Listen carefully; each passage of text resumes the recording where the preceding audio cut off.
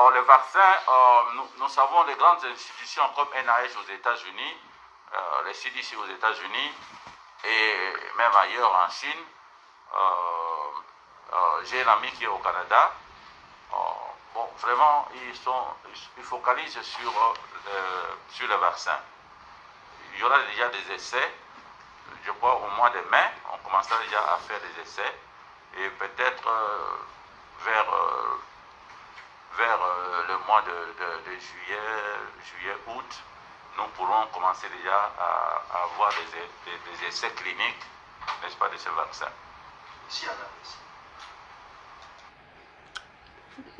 Bonjour, bonsoir.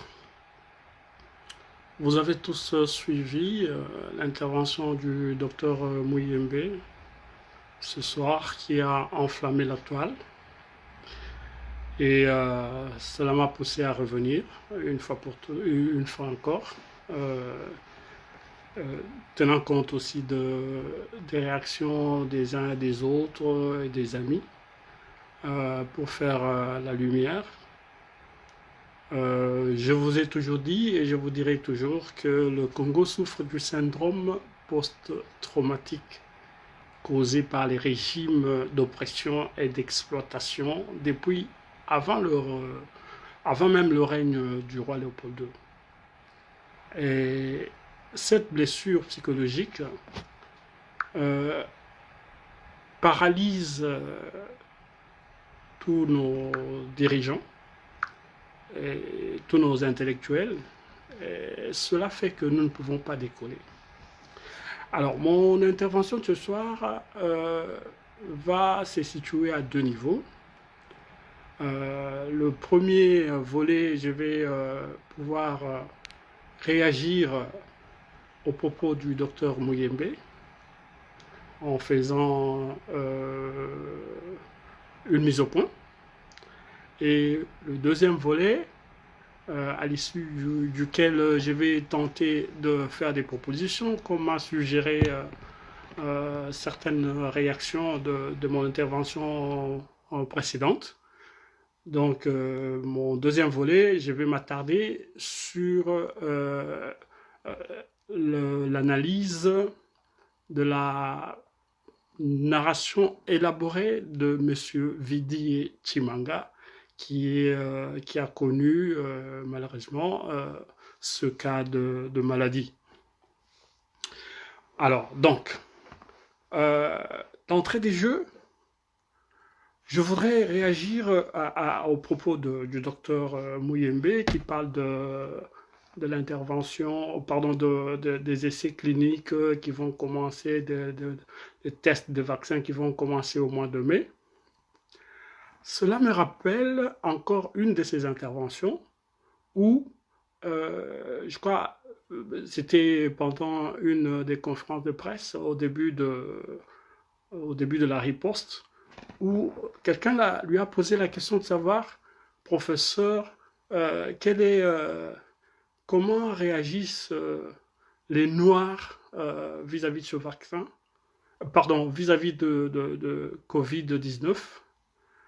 Il a nié n'avoir pas dit que les Noirs n'étaient pas atteints, ce qui est tout à fait normal, donc il ne pouvait pas avoir dit une chose comme ça.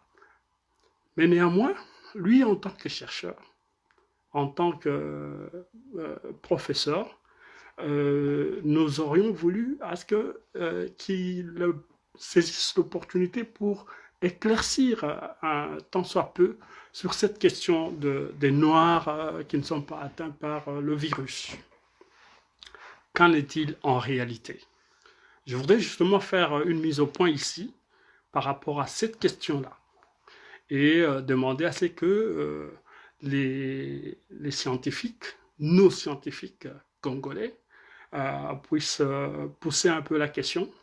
Vous comprendrez que en démontrant cet élément, nos scientifiques, en poussant la question, et ils pourront arriver à décider si oui ou non nous pouvons être concernés par cette affaire de vaccin. Donc, pourquoi les Noirs sont les mal-aimés partout? Pourquoi ils sont vilipendés partout où ils passent? Que ce soit en Europe, que ce soit en Afrique même, en Amérique, partout dans le monde, là où vous voyez les Noirs, ils sont toujours les mal-aimés. Qu'est-ce qui a fait que ça devienne comme ça? Il y a des théories qui vont jusqu'à dire que, selon la Bible, les enfants de Chan ou des trucs dans ce genre-là. Mais je voudrais aborder cette question de façon scientifique. Le noir est haï à travers le monde, ce n'est pas à cause de la couleur de peau. Le noir est haï par rapport à la fonction et aux avantages que la couleur de peau lui procure. Et comment le noir se procure de la couleur de peau qu'il a? Il se procure de cette couleur de peau qui est noire grâce à la mélanine. La mélanine, certains l'appellent l'élément clé de la vie. Et il s'avère que le noir a beaucoup de mélanine. Généralement, on l'appelle la pigmentation, hein, le pigment. Ils appellent ça le pigment pour essayer de minimiser, pour ne pas faire attention à ça, parce que autour de ça, c'est la mélanine qui est de primeur. Et pour vous démontrer que la mélanine est primordiale et l'élément de la vie, vous trouvez de la mélanine dans tout ce qui vit. Vous trouvez de la mélanine chez tous les hommes, chez tous les animaux, et même les plantes. Certains diraient même que pour être une bonne plante, il faut que la plante soit verte. Pour être un bon humain, il faut que l'humain soit noir. Pourquoi? Parce que le noir a de la mélanine. Et cette mélanine, c'est ça qui teint sa couleur de peau noire. Et quand on n'en a pas suffisamment, on devient clair. Voilà pourquoi nous avons des albinos qui souffrent de ce manque de mélanine. Et vous comprendrez que les albinos et les caucasiens, ils sont dans la même catégorie du fait qu'ils n'ont pas suffisamment de mélanine. Et quelle est la conséquence de ne pas avoir suffisamment de la mélanine? Quand on n'a pas suffisamment de la mélanine, ça a un impact très important sur le fonctionnement de tout le corps.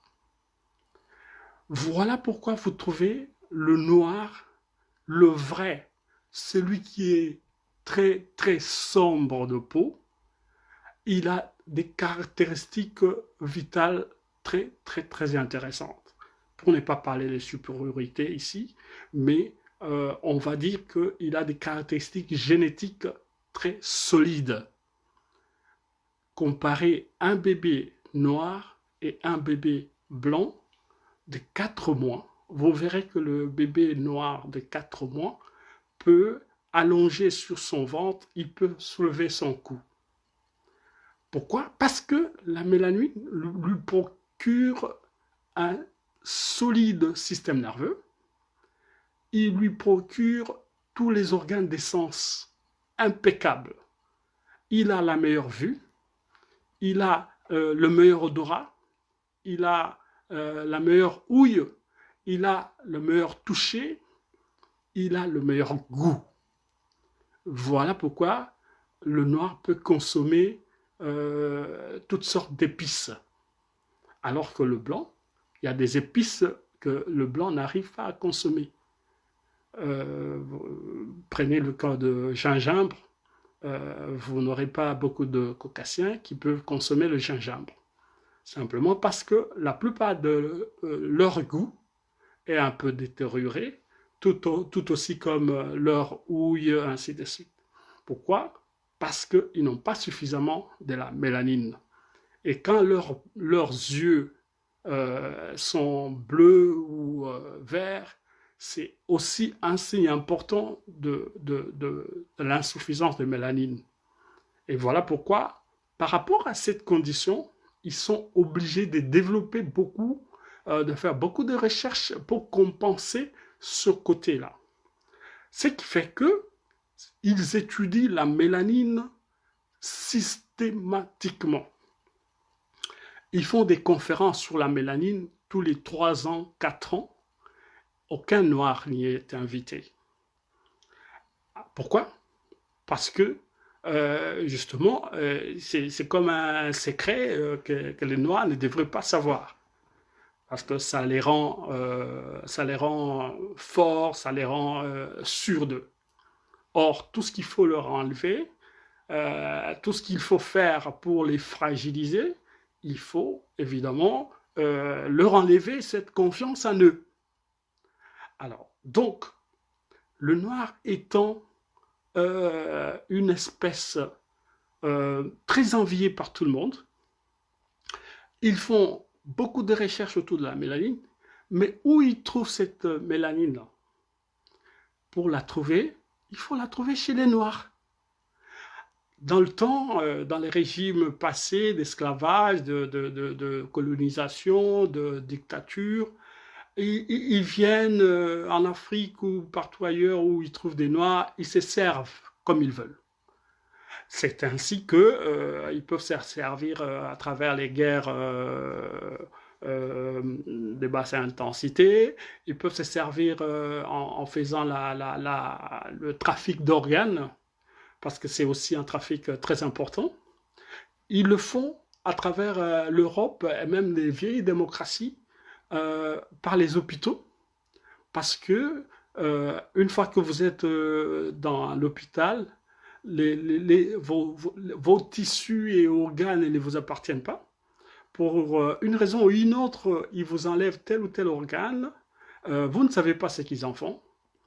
Et eh bien, c'est beaucoup de recherches là-dessus, parce que tout ce qu'ils font pour compenser leur insuffisance en mélanine, ils le font à base de la mélanine. Et cette mélanine, ils la tirent chez les Noirs.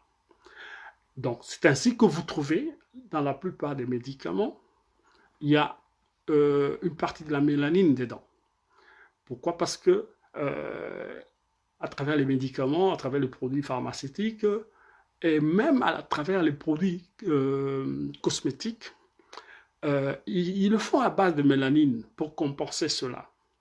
Si vous allez à une plage, vous voyez des caucasiens ou des blancs là-bas, ils ont généralement l'habitude de se mettre une crème pour lutter contre les rayons solaires. Eh bien, cette crème-là, c'est une crème qui est faite à base de mélanine. Donc, si vous les regardez à travers certains rayons, vous verrez que c'est comme s'ils sont enduits d'huile noire. Hein, ça se voit comme une huile noire. C'est de la mélanine. Pourquoi ils le font? Parce que les Noirs ont la mélanine naturelle déjà dans sa peau, qui, une fois exposée au soleil, cette mélanine-là est captivée sur la peau et transformée en énergie vitale. L'énergie qui se transforme dans le corps et ravitalise tous les organes dans le corps, un peu comme se fait le panneau solaire. Et vous ne montrerez pas un seul panneau solaire qui n'a pas de couleur noire. Pourquoi? Parce que le noir, c'est la mélanine, ça captive les rayons, et la peau, notre 3e ou 4e couche de l'épiderme, transforme ces rayons en énergie qui est à la suite utilisée à travers les organes. Voilà pourquoi vous trouvez le noir, il est le plus agile, vous trouvez le noir, il est le plus spirituel, parce qu'il est en connexion avec le cosmos plus facilement. Vous trouvez le noir, il peut chanter, il a le sens du rythme même un petit de rien du tout, il capte le rythme très facilement, et il peut danser, il peut exécuter des mouvements extraordinaires. Et tout ça, c'est la base de la mélanine. Et la même mélanine fait en sorte que le noir a le système immunitaire le plus solide. Alors, cela dit, euh, ceux qui nous font du mal, hein, quand je parle de nous, ça veut dire, ça veut dire des Noirs, euh, ils ont établi un système, justement, pour nous garder dans cette ignorance et se servir de nous. Et justement, avoir les interventions des médecins comme le docteur Muyembe, ça montre cette ignorance qu'il y a dans nos intellectuels, parce que pour la plupart, ils ont étudié au modèle européen. La médecine qu'ils ont étudiée, c'est une médecine eurocentrique. Qu'est-ce que ça veut dire? Ça veut dire que dans toute leur médecine, ils ont étudié l'homme ou l'anatomie ou tout ce qu'ils ont vu, l'histologie et tout le machin, sur base du modèle européen. Ils ont étudié l'européen. Ils n'ont pas étudié le noir. Pourquoi? Parce que l'européen, je vous ai dit dans une autre intervention, que l'européen fait tout à sa taille, pas à la taille du noir. Il fait tout pour comprendre le noir afin de se servir de tout ce qui est avantageux du côté du noir, à s'en servir pour lui-même. Voilà pourquoi vous trouvez, nous sommes sous notre médecine, nous avons des éléments comme par exemple la tension artérielle qui varie, je ne sais pas moi, je crois de 12 à une bonne tension, devrait varier entre 12 et 15, ou je ne sais pas moi, 11 et 14. Ça, c'est une mesure européenne. Nous avons notre propre mesure, et ce sont nos scientifiques qui ont la responsabilité de pouvoir trouver qu'est-ce qui est notre mesure. Parce qu'on a eu des cas des Noirs qui ont eu la tension qui a varié entre 19, 21, parfois même 22. Et en bonne santé, en train de se promener, en train de vaquer à leurs occupations. Alors que un blanc, quand sa tension atteint 17, c'est que c'est une catastrophe. On l'isole, on l'interne, il y a des interventions terribles. Alors que j'ai travaillé avec quelqu'un, un noir évidemment, sa tension ne variait qu'entre 19 et 21, et c'était sa vie normale. Tout ça pour dire que la médecine que nos aînés ont héritée, ils l'ont héritée sur base de l'européen. Parce que dans des régimes passés, on leur apprenait ça, justement pour les servir. On ne leur apprenait pas ça pour servir le noir, parce qu'on les avait déjà coupés avec la racine. Alors, toute cette intervention pour conclure que, contrairement à ce que le docteur Muyembe a dit, c'est vrai, le noir est très solide. Le noir a un système immunitaire unique.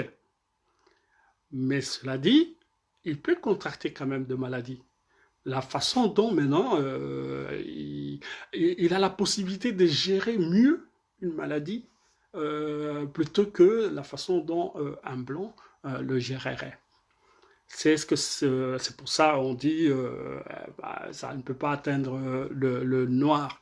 Bon, ça c'est une aberration, c'est faux, mais la raison derrière, c'est que ça peut atteindre le noir, mais il peut résister mieux que le blanc. Et c'est ça qui arrive, on a vu à travers l'Europe, on a vu même en Chine, il y a eu des Noirs qui surmontaient cette maladie, alors que les Blancs, pour la plupart, ne surmontaient pas. Et c'est comme ça que, comme c'était devenu intéressant, un sujet de recherche, désormais, les Noirs, ils ne vont plus à l'hôpital, même quand ils se sentent mal dans cette maladie-là, parce que de toute façon, en y allant, ils vont se trouver juste devant peut-être des respirateurs. Il n'y a aucune intervention qu'on leur fait parce que ils disent que c'est le système immunitaire qui doit combattre la maladie. Alors, donc, notre docteur Mouyembe, vous êtes à côté de la plaque. Donc, vous devez essayer de revenir sur votre position en tenant compte de ces éléments-là. Tout le monde est en train de décrier la question, enfin, vos propos. Je ne sais pas dans quel sens vous les avez tenus. Que nous sommes candidats, la RDC est candidat au vaccin. Donc, nous savons que lorsque un professeur, un éminent professeur, devient le chouchou des Occidentaux, ça veut dire que le mal est déjà en demeure. Alors, c'est possible que, à partir du moment où vous avez été au Japon, vous avez reçu des prix, c'est possible que cette armada qu'il y a derrière vous êtes déjà dans la poche, qu'ils aient déjà votre main, donc vous n'avez plus la possibilité de vous mouvoir de vous-même. Parce que je peux vous assurer qu'il y a il y a un protocole d'extinction qui existe. Faites des recherches, vous le trouverez. Il y a vraiment un protocole d'extinction qui existe en termes de la dépopulation et en termes aussi de, comme je venais de l'évoquer ici, par rapport à l'avantage que le noir a avec sa mélanine. Euh, Au contraire, le blanc a des problèmes très sérieux. La race est en voie d'extinction parce que dans leur civilisation ou dans leur culture, ils ont atteint un taux de natalité qui ne peut pas être renversé. Pour garantir la progéniture, pour garantir la continuation d'une race pendant plus de 25 ans, il faut qu'une famille ait au moins 3 enfants. Mais eux, ils sont à une moyenne d'un enfant. Il y a même des couples qui n'ont pas d'enfants. Voilà pourquoi il y a même, ils sont en train de favoriser le sexe, le même sexe, le mariage même sexe. Et cela a des conséquences telles que la race est en voie de disparition. Et quelle est la menace qui se présente à ce moment-là? La menace qui se présente, c'est que plus cette race est en voie de disparition, c'est plutôt la race noire qui est en voie d'explosion. La plupart des pays d'Europe ici, dans les 50 ans à venir, ce sont les autres races qui seront majoritaires. Donc vous trouvez déjà dans des hôpitaux européens sur 2 naissances, il y a un enfant, une naissance qui n'est pas blanc caucasien. Voilà, donc dans ces conditions-là, il y a vraiment un agenda qui est caché. Voilà, ils ont essayé de cacher pendant longtemps, mais avec les médias, les réseaux sociaux, les recherches, ils ont du mal à cacher ça. Donc c'est de plus en plus en train de sortir. Donc, cher professeur docteur, croyez en ce que les gens disent. Il y a un protocole d'extinction. Et nous ne voulons pas que la RDC soit candidat à ce genre de protocole. Donc, oubliez cette affaire de vaccin, revenez à la raison, revenez au sentiment patriotique. On vous a confié cette tâche, ne décevez pas le président de la République, il ne peut pas être partout. On vous a fait confiance par rapport au travail énorme que vous avez effectué avec Ebola, mais malheureusement, ce même travail, on dirait qu'il vous a exposé pour que vous soyez récupéré facilement. Donc, il apparaît que c'est comme si on vous a déjà récupéré par les autres qui ne veulent jamais notre liberté, qui ne veulent jamais notre bien-être. Alors, donc, je voulais faire cette mise au point-là par rapport à la peau noire, par rapport à la mélanine, et par rapport au système médical. Donc, faites attention, la médecine que vous utilisez, c'est une médecine occidentale taillée sur la mesure du leucoderme. Cela est dit, vous devrez faire un effort pour associer vos pairs. Vous ne pouvez pas décider de vous-même sur une question aussi importante qui va engager des générations à venir, à inviter ces gens-là et à poser notre pays comme candidat à cette vaccination. C'est une décision qui devrait sortir d'un conseil scientifique constitué de médecins, d'infirmiers, de tout le corps médical compris, des laborantins, de chimistes, de biologistes, de physiciens, d'historiens.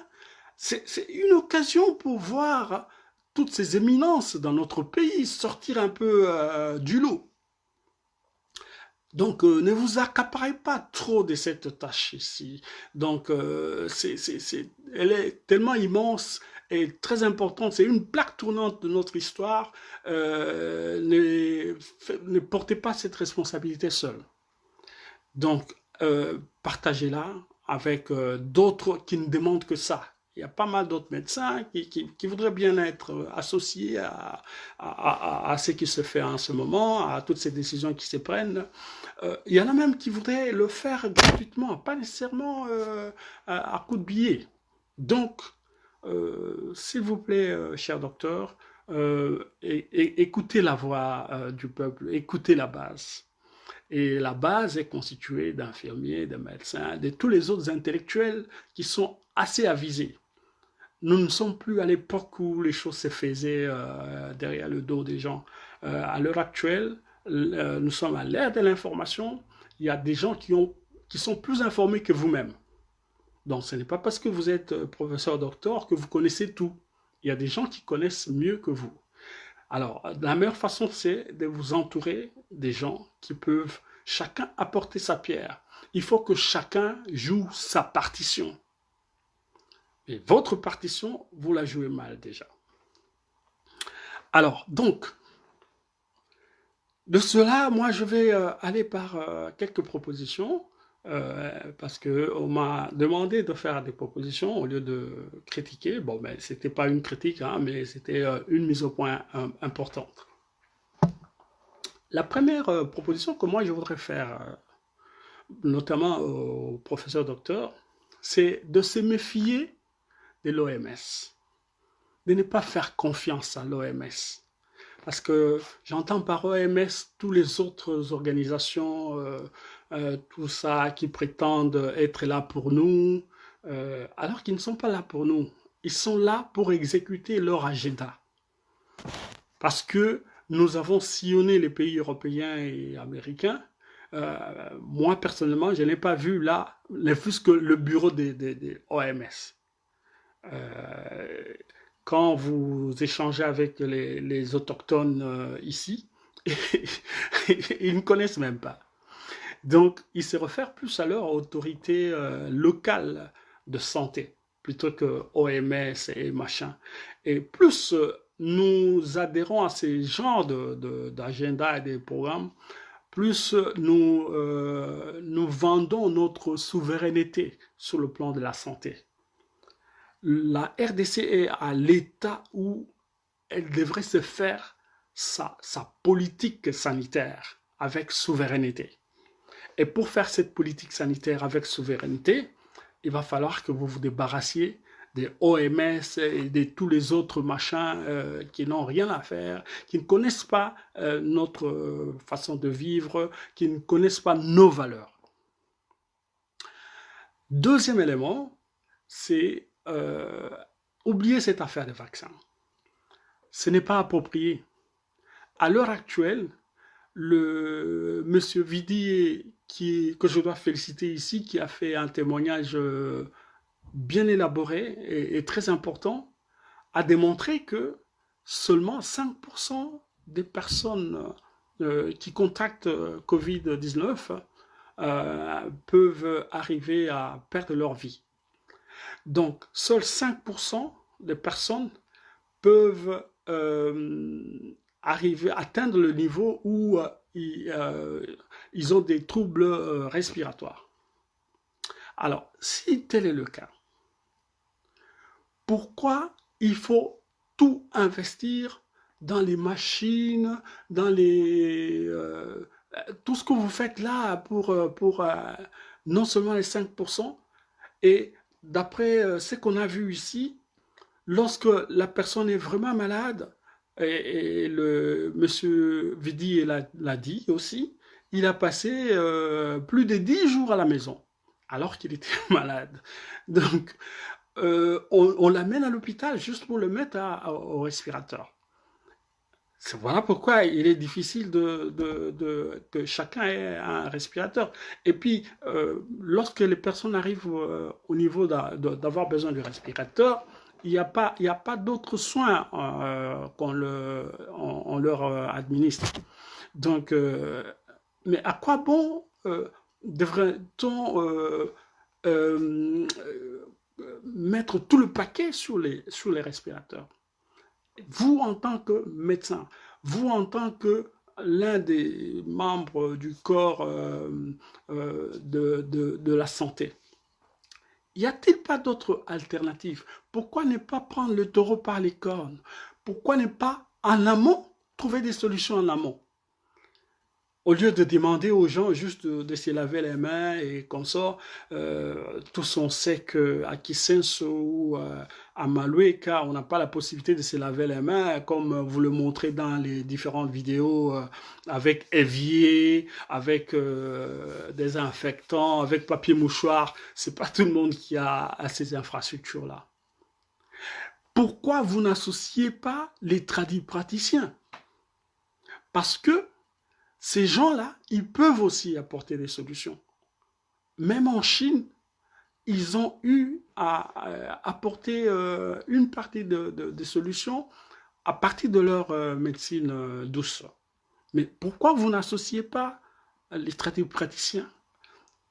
Je sais, vous ne les associez pas simplement parce que vous avez honte de parler des praticiens ayant été formés à la médecine occidentale.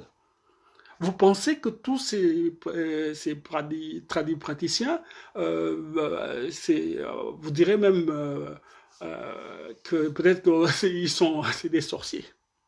Alors que vous avez parmi vous des médecins qui agissent complètement comme des robots, qui ne maîtrisent même pas cet art-là. Parce qu'ils ont été dressés au monde européen. Donc, parmi les propositions, moi, je vous demande d'associer ces praticiens-là parce que ils ont la connaissance. Ils ont la connaissance des produits parce que la meilleure façon de se soigner, c'est se soigner en s'alimentant. La nourriture, c'est un des meilleurs moyens de nous alimenter.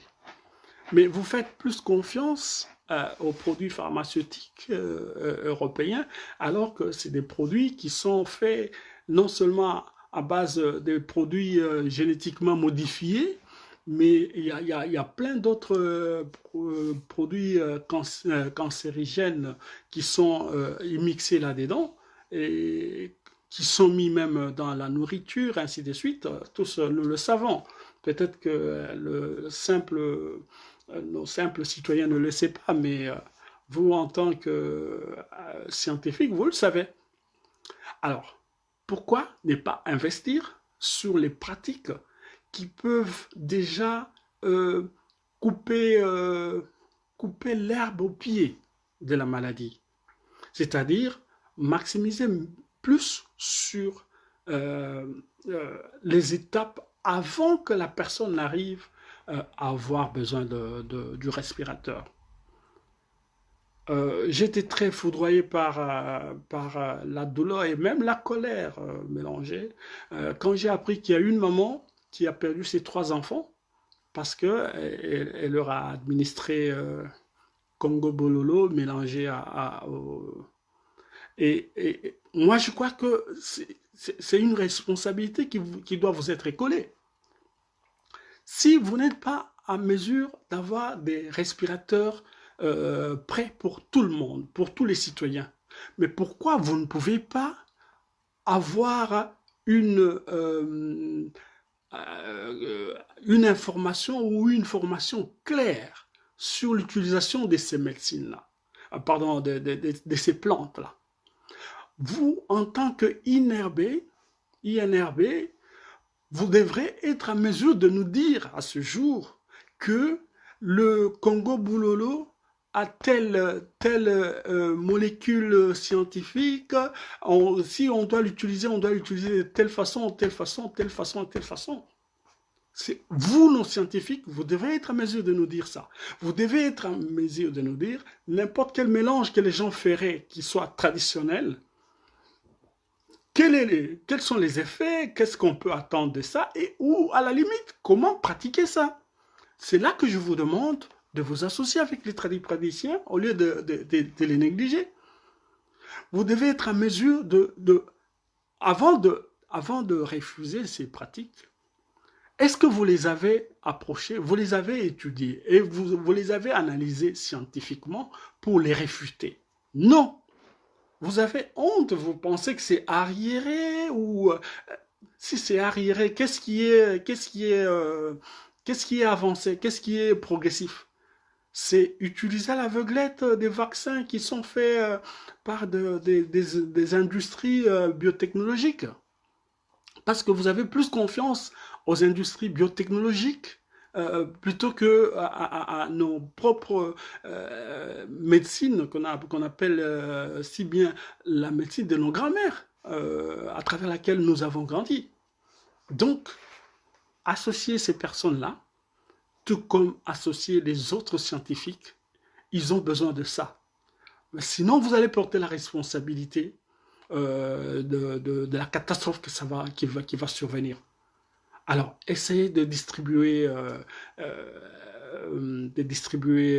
les rôles, et de partager, de faire l'assemblage des connaissances pour qu'on aille de l'avant. J'ai dit, et je ne le dirai jamais assez, il faudrait qu'après Covid-19, que nous soyons dans une très bonne position sanitaire en RDC. Il faut que le pays décolle. Alors, avec vos tergiversations, vous ne donnez pas la chance au pays de décoller. Il y a pas mal d'intelligence, monsieur professeur docteur Muyembe. Troisième élément que je voudrais suggérer, c'est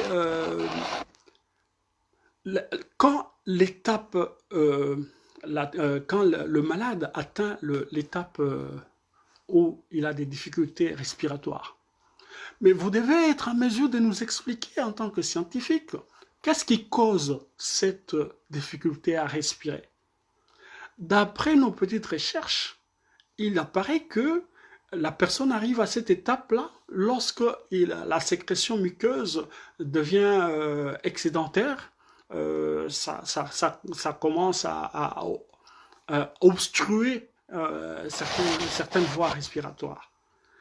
Et en tant que scientifique, en tant que médecin, vous devriez avoir des solutions, ne fût-ce que pour alléger ces genres de personnes-là, au lieu de les amener tout droit vers les respirateurs. Il devrait y avoir, ne fût-ce que de la nourriture ou de la médecine douce qui peut atténuer cette accumulation des muqueuses ou qui peut diluer tant soit peu ces muqueuses pour qu'elles ne soient pas obstruantes. Ça, vous ne nous dites pas. Les gens attendent que vous nous dites ça, au lieu de nous donner des statistiques tous les jours.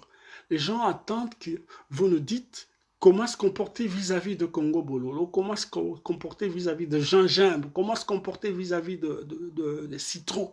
C'est l'information dont les gens ont besoin. Les gens n'ont pas besoin de leur rappeler à se laver les mains tous les jours, comme si on était à l'époque où il y avait de la gale ou je ne sais pas moi quelle maladie sale il y a 100 ans.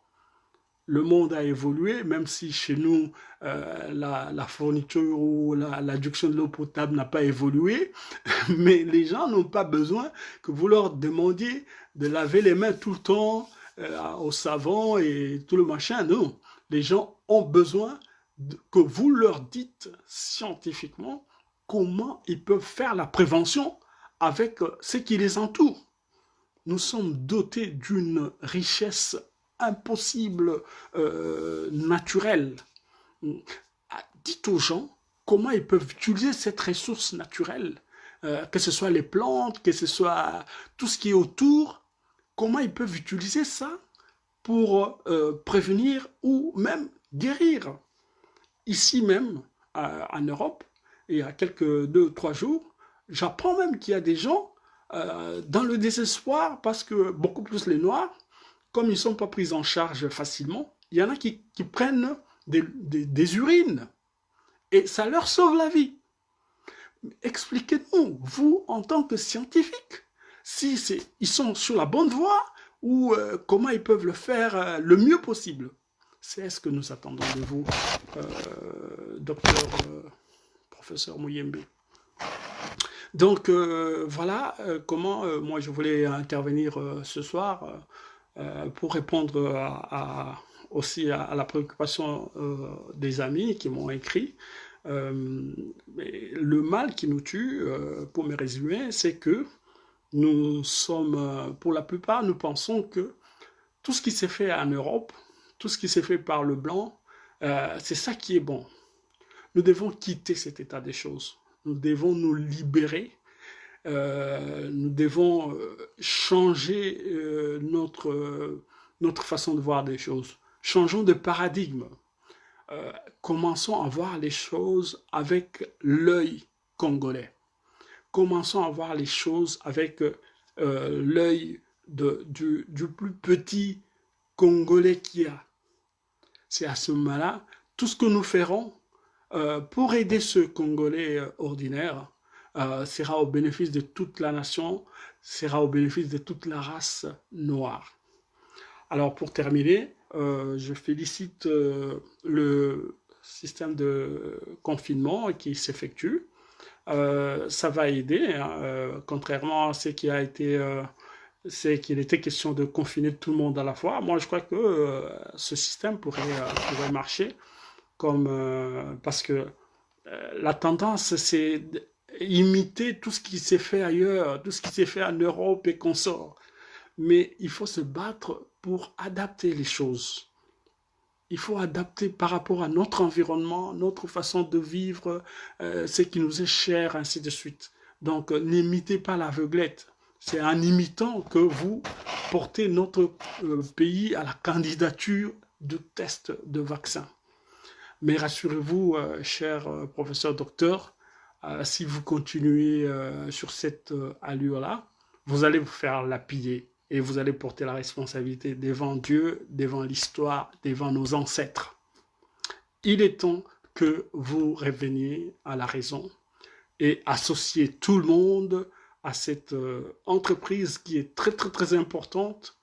Nous sommes en guerre.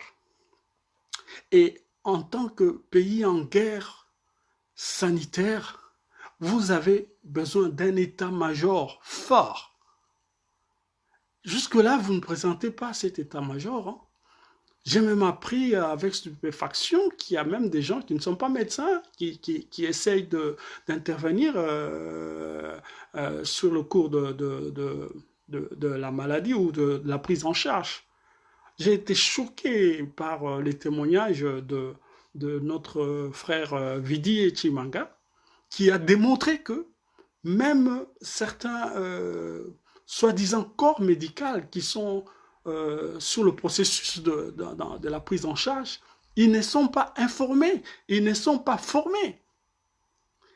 Tout ça, professeur, docteur, c'est des sonnettes d'alarme qui devraient vous interpeller pour que les choses changent. Quittons cet état d'aliéner, de penser que tout ce qui est blanc est bon et tout ce qui est nôtre n'est pas bon. Nous avons tout ce qui est bon. Nous sommes les meilleurs. C'est juste un état d'esprit qu'il faut changer. Donc, encore une fois, je remercie tous ceux qui m'ont écrit avec des suggestions et des questions. Donc, vos suggestions et propositions sont les bienvenues. C'est notre pays. Nous n'avons que ça comme seul pays, donc nous n'avons pas un autre pays. Donc, faisons les choses ensemble. Moi, je demande à tous les médecins, tous les scientifiques qu'il y a au pays, de ne pas se taire. C'est une affaire qui concerne tout le monde. C'est une affaire nationale. Montrez de quoi vous êtes capable. Donnez votre participation. La participation, ce n'est pas seulement apporter de la chloroquine qu'on a acquis je ne sais comment, ou apporter de la tomate, ou des légumes, ou je ne sais pas moi. Vous pouvez apporter aussi vos idées, vous pouvez apporter votre expertise. Tout ça, c'est de la participation. On a besoin de tout le monde. Mais ne vous taisez plus. Il faut parler. Il faut parler pour faire changer ces choses. On ne peut pas prendre la décision à votre place à tous. Alors qu'il y a des éminents professeurs, des éminents médecins que personnellement je connais même, mais qui ne parlent pas. Et en vous taisant, c'est une complicité très grave. Parce que imaginez, quand cette maladie va vraiment, si vraiment elle s'étendait, imaginez cette catastrophe. Et vous allez emporter le chapeau pour non-assistance à personne en danger. Donc, je dis encore une fois, essayez de parler. Ne vous taisez plus. Nous sommes en guerre, nous sommes en combat, et en tant que tel, faites sortir ce que vous avez. J'ai dit, je vous remercie.